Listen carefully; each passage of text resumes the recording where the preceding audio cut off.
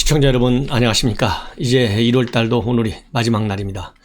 정말 유수와 같은 세월이라고 많이들 하는데요. 정말 세월이 굉장히 빠르게 흘러가는 것 같습니다. 1월달 여러분들 계획하신 일 다 잘 이루어졌으리라 믿고 있고요. 2월부터 또 새로운 마음으로 금년 한 해를 잘 이끌어가기를 바람하지 않습니다.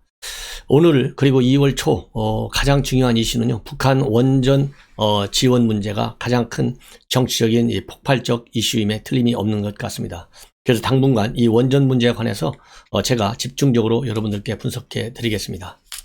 먼저 이 검찰에서 그동안에 이 산업부에서 삭제한 파일 530개를 전부 다 복원했지 않습니까? 이 복원한 파일 중에 최근에 북한 원전 지원과 관련된 파일 17개를 찾아냈어요. 그 중에서 한 중복되는 서너 개를 빼놓고 나니까 13개가 남았는데 13개를 보니까 북한 원전 지원과 관련된 문건들이 많이 이제 복구가 됐습니다. 그래서 이 문건을 보면 현 문재인 정권이 유엔의 제재에도 불구하고, 그리고 북한이 비핵화의 첫 단초도 착수하지 않았는데도 불구하고 원전이라고 하는 어마어마한 선물을 주려는 그런 야심찬, 그야말로 욕심만 가득 찬 그런 프로젝트를 내놨어요. 그래서 이것이 지금 현재 문제가 되고 있습니다. 이렇게 엄청난 대북 지원이라고 하는 것은 전략적 차원에서 검토를 하고, 이 전략적인 그런 이 구상이 담겨져 있고, 두 번째로는 또 이 국민의 광범위한 지지를 받아야만이 이 대북 프로젝트가 성공할 수 있어요. 그래야만이 또 국제사회의 지지도 받을 수 있습니다. 그런데 당시 2008년도 이 보고서를 작성한 시기가 5월 2일부터 5월 15일이에요. 그러니까 1차 4.17 남북 정상회담 직후에 작성을 해서 2차 남북 정상회담이 이르기 전까지 만들어졌어요.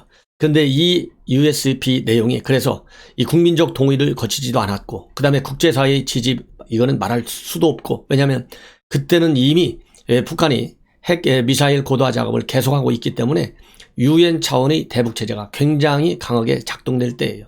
그리고 남북 간에 미북 간에 이런 비핵화 문제에 관해서는 단 한 발자국도 뛰지 않았을 상황입니다. 이런 상황에서 문재인 대통령이 김정은이한테 도부다리에서 회담을 하면서 이 USB를 건네준 것이 거의 확정적 사실로 지금 밝혀지고 있지 않습니까? 그렇기 때문에 우리 국민들이 지금 분노하고 있고, 국제사회도 지금 이 사태의 이 관련 내용을 굉장히 엄중하게 주시할 것으로 저는 보고 있습니다. 특히 미 바이든 행정부에서는 어마어마한 이 국제 제재 체제에 대한 도전 행위로 볼 수밖에 없어요. 그러지 않아도 이 문재인 정권은 친 김정은적, 친 시진핑적 외교안보 전략으로 인해서 이 한미 관계를 굉장히 경시하게 하고 있기 때문에 바이든 행정부는 불만이 많을 수밖에 없는 상황인데요. 이번 이 원전 지원 사건이 나오면서 바이든 행정부가 현 문재인 대통령 정부에 관해서도 상당한 압박 전술을 쓸 가능성이 굉장히 커지고 있습니다. 상황이 이렇게 되니까 이 김종인 비대위원장은 이것이야말로 이재명이다 이렇게 해서 세게 나왔잖아요. 그러니까 청와대에서는 법적 조치를 취하겠다 이렇게까지 나오고 있어요. 그래서 지금 현재 여야 간에 굉장히 쟁점이 되고 있어요. 그러다 보니까 지금 야권에서는 도대체 얼마나 잘못된 큰 일을 저질렀길래 저렇게 민감하게 나오느냐라는 지금 상황으로까지 대치 상태로 지금 전국이 흐르고 있어요. 이러는 상황에서 이 조한기 전 청와대 비서관 31일 페이북을 통해서 뭐라고 했냐면, 본인이 대통령과 함께 잠자는 시간을 빼놓고는 전부 같이 있었다. 그런데 이것은 악의적인 왜곡이다. 절대로 도보다리 회담할 때 김정은한테 문재인 대통령이 USB를 건너지 않았다. 이 건넜다고 하는 것은 악의적 왜곡이고 거짓 기사다, 거짓말이다, 이렇게까지 지금 맞받아치고 나오고 있습니다. 그래서 본인이 4.27 판문점 정상회담 때는 물론이거니와 9.19 평양 정상회담 때도 부속 비서관이었기 때문에 대통령과 늘 함께 해 있었다. 그래서 북한의 원전을 지어준다는 논의는 어디에도 없었다 라면서 김종인 비대위원장의 주장, 이것은 가짜 주장이다 이렇게 강력히 반박하고 나섰고요. 그 다음에 윤준병 민주당 의원도 이 원전 건설 추진과 관련해서 이 산업부에서 이 관련 자료를 작성했다고 하는 것은 이미 박근혜 정부 때부터 내부적으로 검토했던 자료에 불과하다. 즉 아이디어 차원에서 이 남북관계가 잘 돼서 남북 경협이 활성화할 경우에 대비해서 만들어 놓은 그런 자료에 불과하다. 이 박근혜 정부는 통일 대박론까지 주장하지 않았느냐 이렇게 반박하고 있어요. 그러면서 이 530개 파일 중 산자부 공무원이 삭제한 530개 파일 중에 220여 개가 이 박근혜 정부 때 만들었던 원전 추진 정책 자료에 불과할 뿐이다. 이렇게 주장을 하고 있습니다. 예. 그리고 이제 일종의 물타기의 지금 여건이 나오고 있는 거예요. 한쪽에서는 청와대 쪽에서는 법적으로 김종인 비대위원장을 압박하면서 이 원전 논의가 더 이상 악화되지 않도록 막으려고 하고 있고, 다른 한쪽 이렇게 윤준병 의원 이런 사람들은 물타기 전선으로 나오고 전략으로 나오고 있어요. 그 박근혜 정부 때부터 했던 건데 그게 뭐가 문제냐? 너희들도 했잖아. 우리가 새롭게 한 게 아니야. 이렇게 해서 이 산업부에서 이 연구한 이 검토했던 자료들이 정치적으로 절대 어느 한 정권에서 편향된 것이 아니다. 이렇게 지금 밀어붙이고 있어요. 그러면서 윤준병 의원이 예시하는 것으로는 이 신규 원전 추진 자료, 또 월성 원전 1호기 수명 연장 무효 소송에 패소한 박근혜 정부의 대책 자료, 원전 추진 논리 자료, 또 이 산업부 장관 출신의 윤상직 국회의원 면담 자료, 20대 총선 탈핵 에너지 전환 정책 대응 자료, 그리고 당시 황교안 총리한테 대한 보고 자료, 이런 모든 것이 원전 추진 정책 자료인데 이것들이 다 박근혜 정부 때부터 해왔던 것이다. 그리고 삭제한 문서 가운데 말이죠. 문재인 정부에 해당되는 것으로는 월성 1호기 폐쇄와 경제성 평가와 관련된 문건 딱 30여 밖에 되지 않는다. 이렇게 주장을 하고 있습니다. 그러면서 이거는 이 문재인 정권만이 원전 정책을 검토한 것이 아니고 이 보수당 정부에서도 검토했기 때문에 문재인 정부의 북한에 대한 일방적 지원 문건이 아니다는 것이죠. 이렇게 지금 강변하고 있는 상황입니다. 이렇게 여야 간 상황이 굉장히 지금 대치되고 있는 상황에서 DJ의 적자로 알려지고 있잖아요. 국정상황실장 장성민 전 민주당 의원이죠. 장성민 의원이 페북에 글을 써서 강력히 성토하고 있습니다. 이제는 문 대통령이 직접 밝혀라. 그 USB를 언제 어떻게 줬고 이 북한 원전 지원 문제를 누가 먼저 김정은이가 먼저 제기를 했느냐, 문재인 대통령이 제기를 했느냐, 어디까지 진도를 나갔느냐.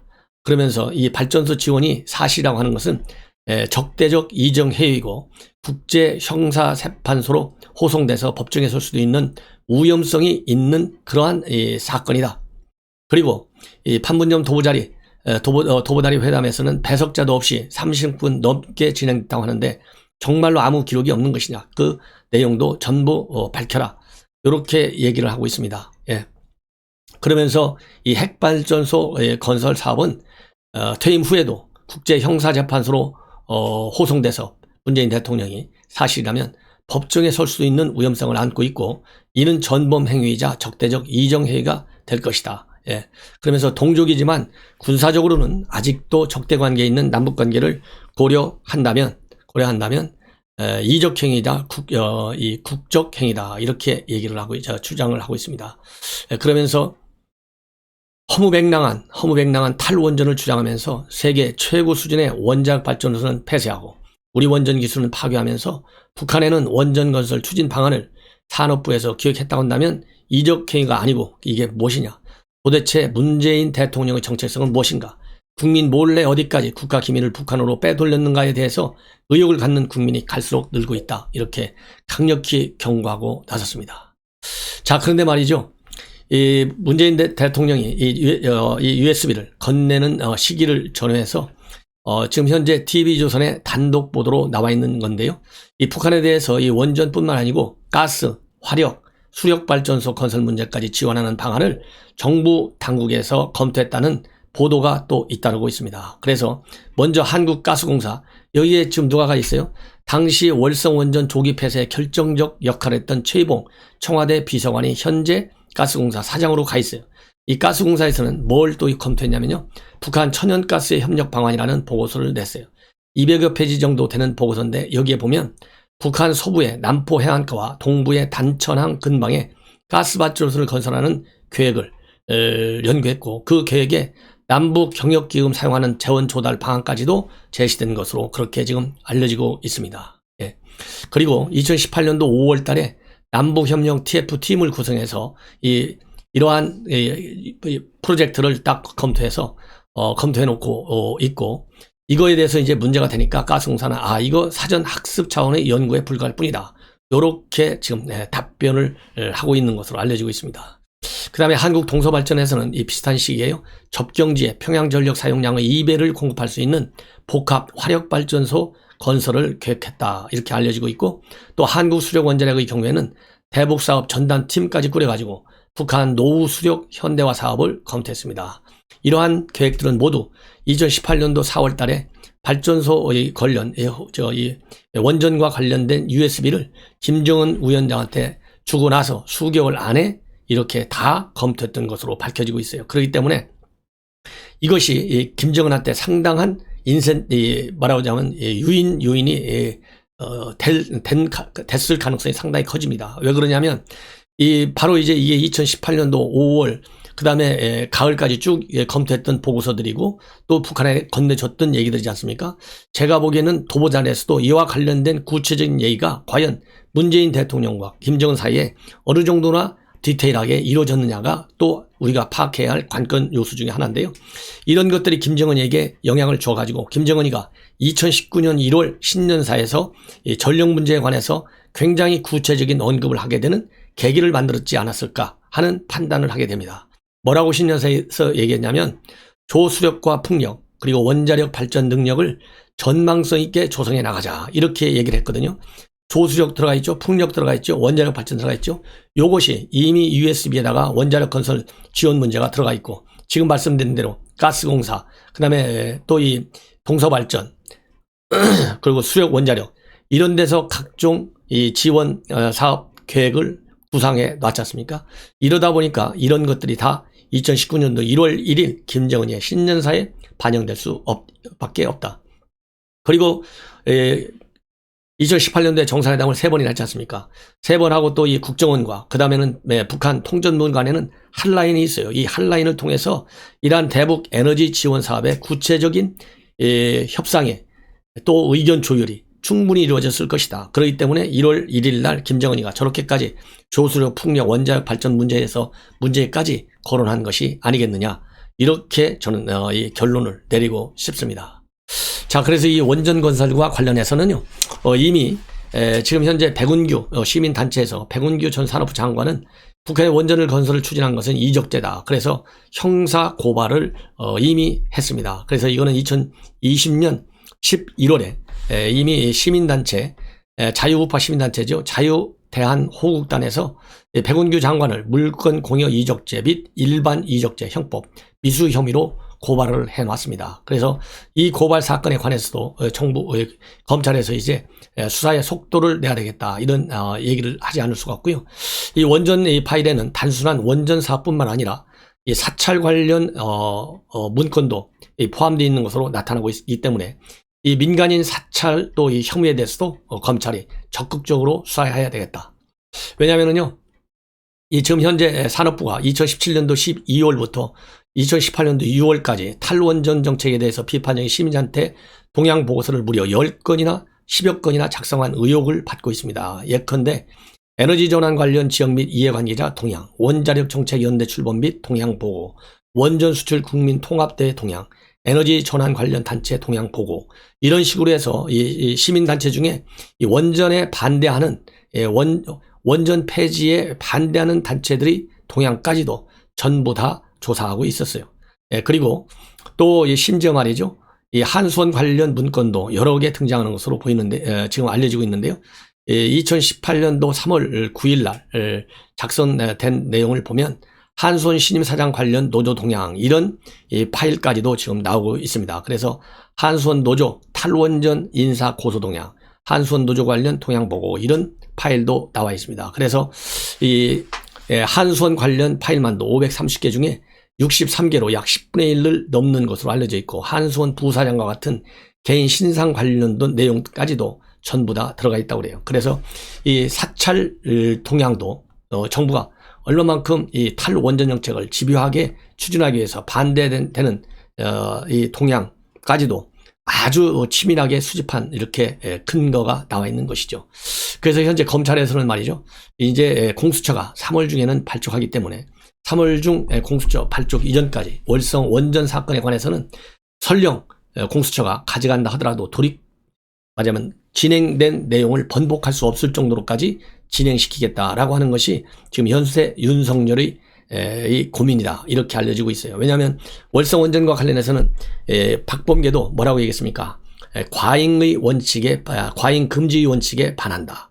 과잉 수사가 이루어지고 있다. 그리고 적절히 수사 지휘하겠다, 이렇게 입장을 내놓고 있고, 또 이 월성 원전과 관련해서 김진욱도 검토해보겠다, 이렇게까지 밝히고 있어요. 그래서 지금 현재 이 공수처 1호 대상으로 월성 원전 또는 김학의 사건들이 거론되고 있는데요.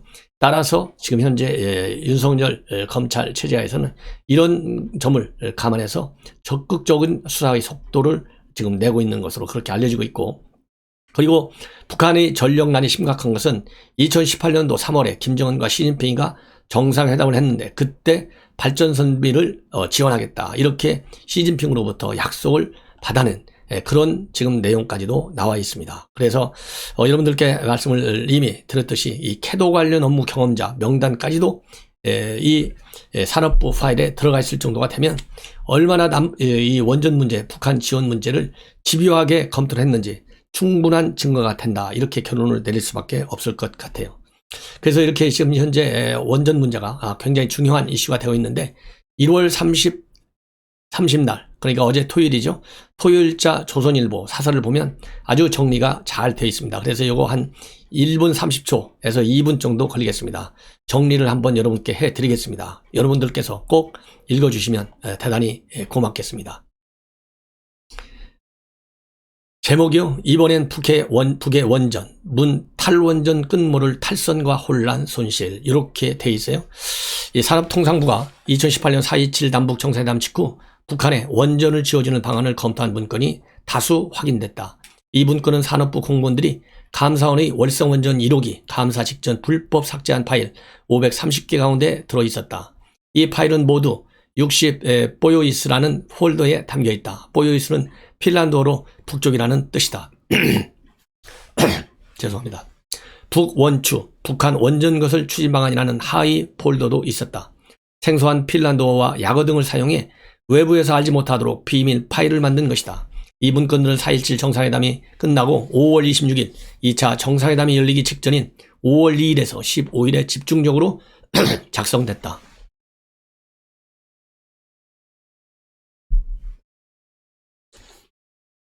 죄송합니다.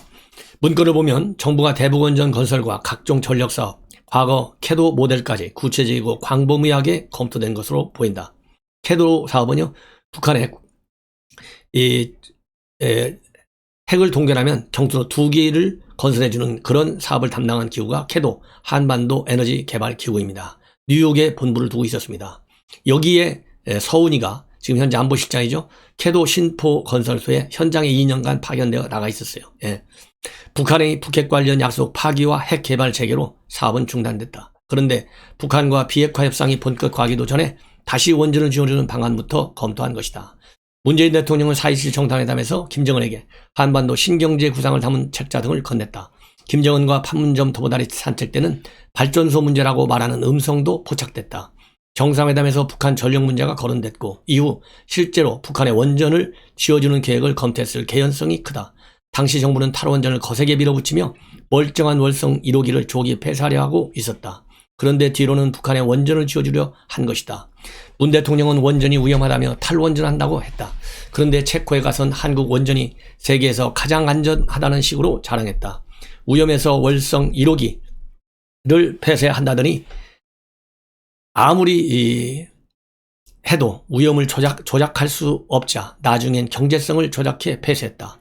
월성 1호 문제를 논의하고 의결할 한수원 이사회가 열리기 거의 한 달 전에 이미 정부는 청와대에 폐쇄한다고 보고했다.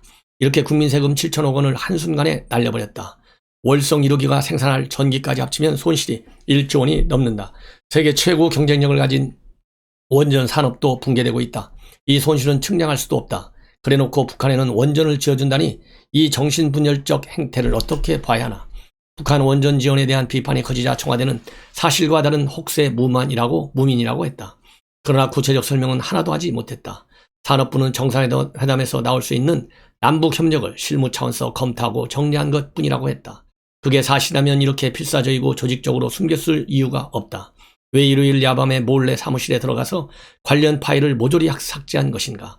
이 문제를 파헤치면 충격적 사실들이 드러날 것이다. 문 정권이 감사원 감사를 집요하게 방해하고 검찰 수사를 막기 위해 검찰총장까지 찍어내려 한 이유도 짐작이 간다. 자신들은 사찰 DNA가 없다더니 탈원전 반대 단체의 동향보고서도 만들었다. 북한의 사기 비핵화에 우리가 원전부터 지어준다는 게 가당키나 한가? 정상회담 쇼를 위해 적을 돈 것 아닌가? 검찰은 명운을 걸고 이 국가 자해행위에 대해 수사해야 한다. 철저한 검찰의 수사밖에는 답이 없다. 그리고 공수처로 넘어가는 것에 대해서는 반드시 우리가 반대 여론을 결집해야 됩니다. 그리고 이것은 윤석열 총장 확실히 해야 되겠고요. 그야말로 윤석열 총장의 명운을 걸고 검찰이 월성 원전 폐기는 물론이고 북한 원전 지원 사업에 이르기까지, 그리고 김학의 불법 출국 금지까지는 그야말로 이 나라의 법치주의 근본이 흔들리느냐 마느냐의 갈림길에서는 중대한 사건입니다. 그래서 윤석열 총장에게 많은 힘을 모으기 위해서 시청자 여러분들께서 제 방송 SNS를 통해서 많이 공유해 주실 것을 거듭 당부드립니다. 여러분 즐거운 휴일 되시기 바랍니다. 감사합니다.